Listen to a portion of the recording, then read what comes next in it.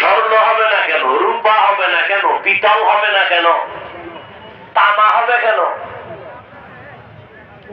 কথা বুঝেননি? সূর্যের গরমে মাটির জমিন পুড়িয়া তামা হবে, এই জমিন হবে। মক্কার পাশে আরাফার ময়দান হবে, আল্লাহর স্টেজ হবে, বিচারের আদালত। কেউ বলেন বাইতুল কিবলা, সিরিয়ার জমিন হবে আদালত, আর পুরা জমিনটাই হবে কিয়ামতের মাঠ।